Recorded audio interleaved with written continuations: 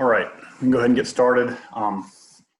There will be a couple of things today. I would like to wrap up just a little bit on muscle contraction we hadn't gotten through. Again, I think most of it was covered on this body, but I just want to hit some highlights and make sure we're clear on a couple of things. This is our, what I intend to be our, basically our last week of lectures. So I'll announce some things on that regard. I'm going to give you an assignment on visible body, and so I'll talk about that a little bit, but then for the most part, we'll save next week for a review if it's needed early in the week, that Tuesday, if you will, and basically then have the final exam posted. I know that there's, especially if you're taking other classes, this next week will be, or next week will be a bunch that you're probably getting asked to do final exam wise, so I'll try to make this one make ours as easy as possible, a couple of days for it, so we can wrap up any questions you might have, as well as give you at least a couple of days to have the final open and available. So that's sort of my plan. I hope for this week, I'm not going to overload you with stuff, but we do need to get through the nervous system. So with that in mind, again, I want to wrap up a couple of things on muscle contraction. Okay, so last week I'd wrapped up most of that, and we sort of went through, we explained the sarcomere, we explained the sliding filament theory of contraction, talked about how the different bands and zones may change as your filaments slide. Again, as a highlight, yes, all the time. Filaments slide. A sarcomere shortens. Filaments do not shorten, they simply slide. Those bands change as the degree of overlap changes, as that actin and myosin are ratcheting, going through this power stroke, and they're sliding to overlap more and more. So make sure you know the points of that. It was in the Zoom lecture as well.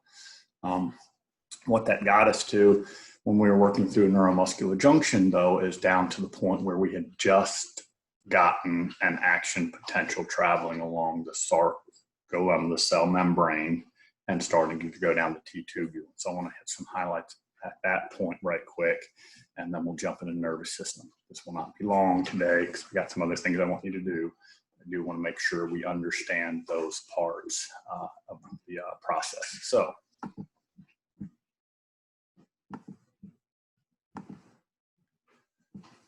all right, so if you recall when we left off last time, just to kind of wander through, and again, I think Visible Body did a nice job of this, but what we had done is taken this point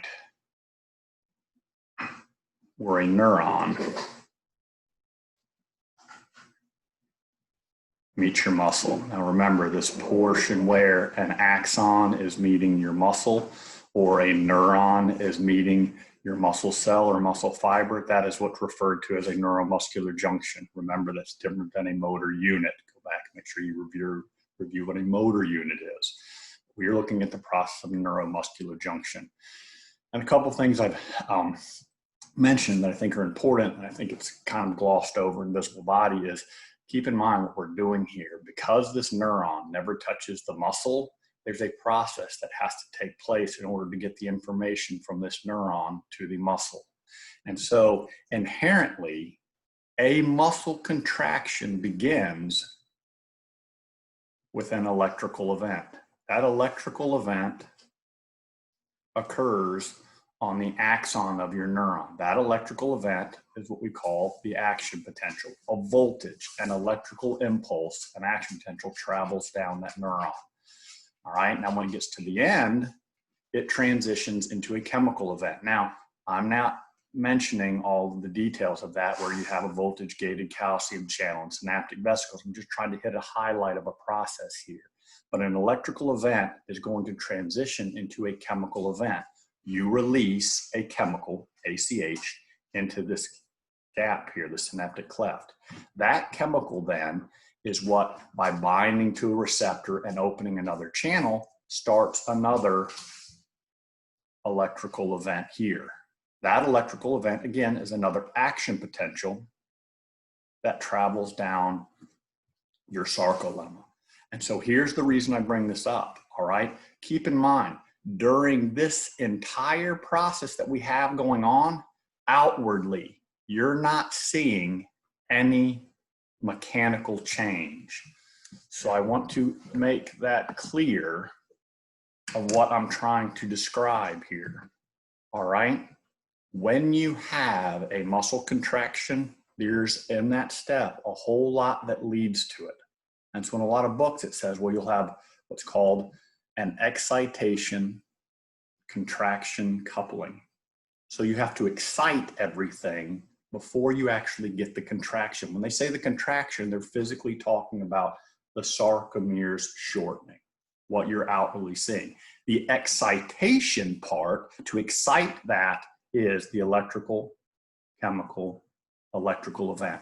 So all that stuff you're watching through visible body and that muscle contraction, my sarcomere and the muscle fibers are sitting like this. But before getting to any of that part, you have to have the electrical event, releasing a chemical, generating another electrical event before you get to anything mechanical, physical, sarcomere shortening. That's the contraction. So I want to work to that process. It shouldn't take very long to make sure that that's clear. So we have an action potential, and that action potential, we know it's going to travel down the T-tubule or transverse tubule. The job of that transverse tubule to carry our action potential deep down into the muscle fiber. All right. Again, that is the job of that T-tubule. Oops.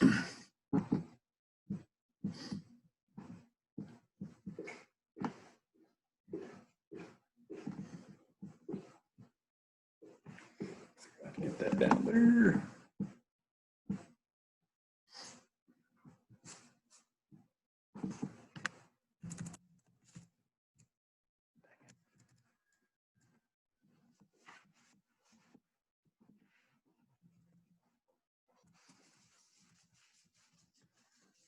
All right, so when that action potential travels down the T-tubule, what occurs is there is another voltage regulated calcium channel.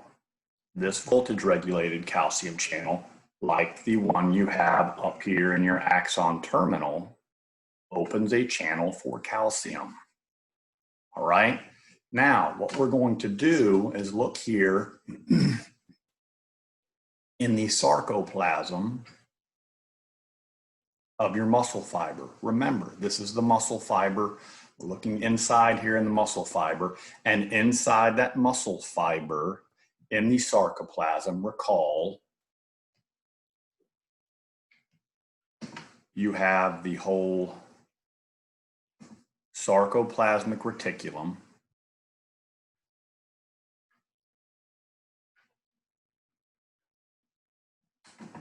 And that terminal cisternae. Now remember, the terminal cisternae lines up here with the T-tubule.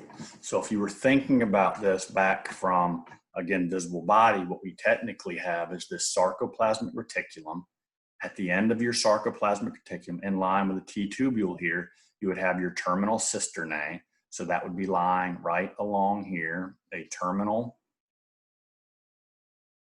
cisternae. And then you would have the T-tubule, you'd have another terminal cisternae and a sarcoplasmic reticulum. All right, let me try to explain what that means right quick so that you're recognizing this process. Okay, if you think back along a muscle fiber, look back at that picture that I showed you early on where the sarcolemma is folded back and it's showing you inside that muscle fiber. It's showing you the myofibrils. It's showing you the sarcoplasmic reticulum and the T-tubules and all that kind of stuff. If you think about a sarcolemma, thing I need you to remember here is, remember, we come along and we're dropping down a T-tubule. Coming along, we're dropping down a T-tubule. Coming along. So there's a bunch of T-tubules all along that muscle fiber, right? Well, if you think back to the point of that where we say the job of a T-tubule is to carry the action potential down into the muscle fiber. Here's the point of that. Along this entire muscle fiber here, remember, you only have one neuromuscular junction. So there's only one point on this entire muscle fiber where you have it associating with a neuron. That basically means when you have that chemical event and the action potential starts here, it has to travel along the entire thing. Think of it like throwing a pebble into the water, and that wave spreads out in all directions from that one point where the pebble hits the water. That's the same thing as an action potential. It will spread out. So what I'm trying to get you to see here is that you have voltage regulated calcium channels here. You have them on this side. You have them here and on this side. So that my point is, when an action potential travels down here, it talks to the sarcoplasmic reticulum and terminal cisternae on this side, and the sarcoplasmic reticulum and terminal cisternae on this side, so that basically everything can spread out in all of your directions. Okay? So that is why, if in Visible Body they talked about something called a triad, that triad helps explain how the impulse spreads both that way and that way, that way and that way. A triad being your T-tubule and the terminal cisternae on each side of it. This triad being 3. And remember, your terminal cisternae is tied in or attached to the sarcoplasmic reticulum. So when the action potential talks to the terminal cisternae, it essentially talks to the sarcoplasmic reticulum. It's like a chain of events. They are linked together, if you will. By working down the T-tubule, you inherently get to eventually talk with the sarcoplasmic reticulum.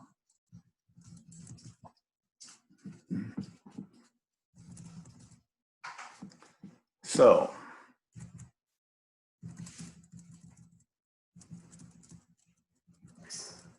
if we go back to my point here, I have just carried an action potential down this T-tubule. When it triggers our voltage regulated calcium channel, that triggers the terminal cisternae and inherently your sarcoplasmic reticulum. And when that happens, it causes the calcium, which is in high concentration in your sarcoplasmic reticulum, it causes that calcium to flood out and into the sarcoplasm. So triggering the voltage regulated calcium channel here basically allows all that stored calcium in the sarcoplasmic reticulum to flood out and into the sarcoplasm. All right. When that occurs, the next step. So now,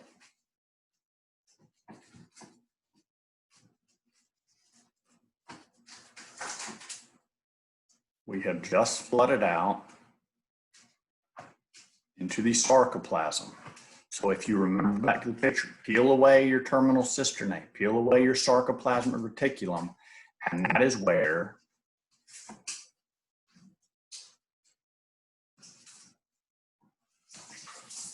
you have your sarcomere, or all of your sarcomeres.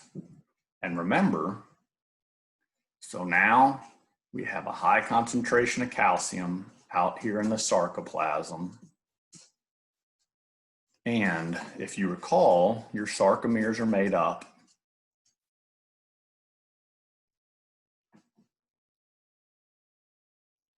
of your actin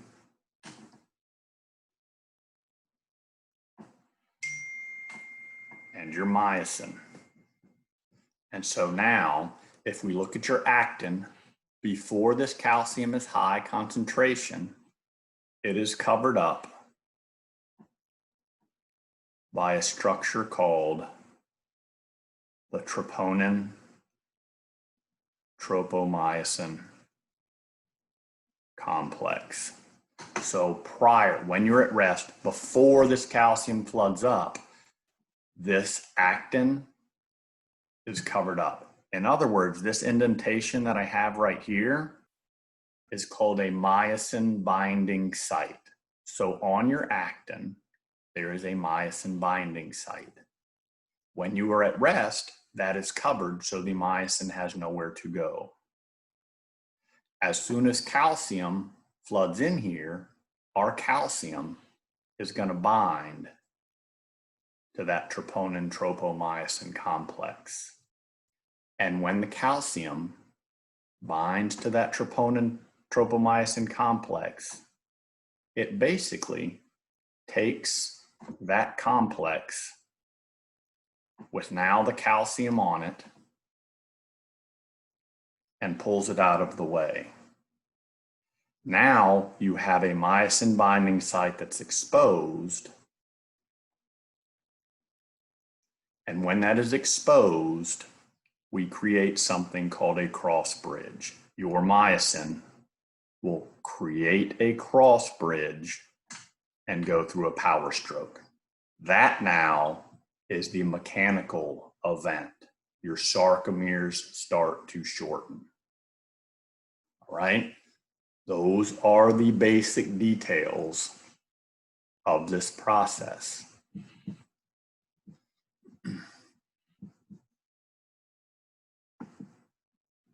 All right. That should provide sort of a little bit more detail, I think, about what was going on in visible body as you work through the process of an action potential traveling down a neuron to get to the mechanical power stroke or ratcheting, the sarcomeres finally shorten. All right. So with that being said, I'm going to essentially move on to the nervous system. That's going to be pretty straightforward, at least lecture-wise. So here is my plan.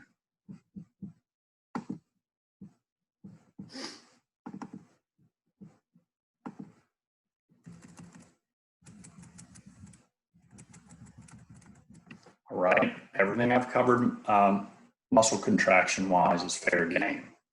Here's what you need to do for the rest of this week. I'm going to post this Zoom lecture. So I will post this Zoom lecture. I will send an email when it's posted, and I'm going to post your visible body assignment that cover the nervous system. It is basically the introductory stuff and the modules from section 17 and 18. So it does a very nice general introduction to the nervous system, to nervous tissue, and those neurons and supporting structures. So for the rest of this week, you need to work through the nervous system stuff. All right, here's what's going to happen second. Pay very close attention. All right, on Thursday, I will not have lecture. No lecture on Thursday. Here's what I'm going to do though. I'm going to post a Zoom lecture on Thursday.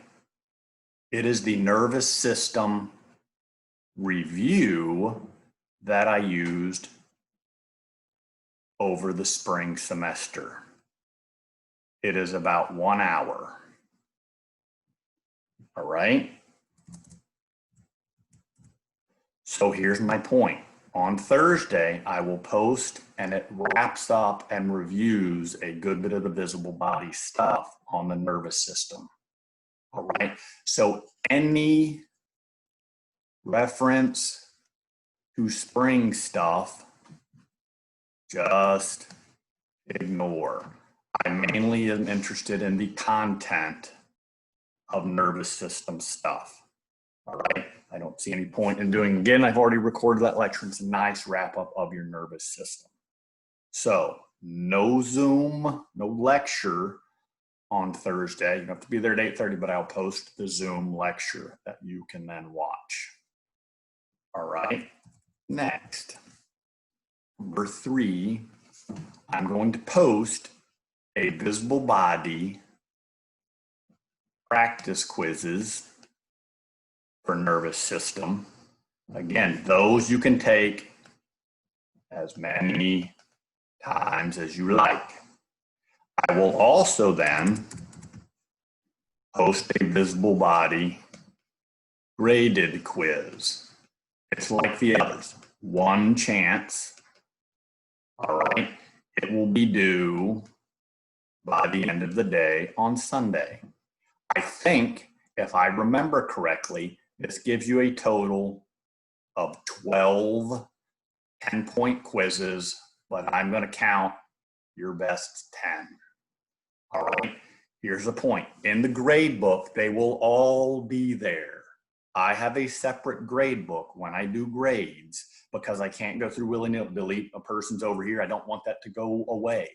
So I make my own grade book where I then can remove grades. And if there's any discrepancy, I get to go back to the big Blackboard grade book and take a look at things. So here's what I'm saying. I will take your 10 best grades from Blackboard. I will enter those in my own grade book. And if there's a discrepancy between what you see or have and what I have, then I have a record of it. No worries. Okay? And here's then last but not least. So for number 4, on Tuesday of next week, let's see if I know what day that is. Matt here in front of me. I can look at that. Tuesday of next week. That is the 28th. Tuesday of next week, July 28th. I will be on. I will Zoom at 8:30 to answer questions that you may have. So if as you go through, and you can ask me during the week, shoot me an email if there's questions or things that come up. It's not that I'm not going to be around the rest of this week or I won't be around Thursday or whatnot. I'm here. Shoot me questions if you have them, but otherwise work through this nervous system stuff, muscle contraction stuff, because you will then have on Tuesday a chance to ask questions, things that need clarification. I'll be there at 8:30. We can take as long as we need on Tuesday. And then after that lecture on Tuesday, so after Tuesday's review, I will post your final exam. Your final exam covers everything on the muscle system, as well as everything we've covered on the nervous system. I will post that final, and it is due by the end of the day on Thursday. And I guess that would be July 30th. All right. So we've made it through the summer. We've got things wrapped up. You basically have all of the stuff that you need. So with that being said, that's where we are.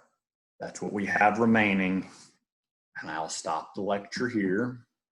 And if you have questions, I'm happy to hang out and answer those.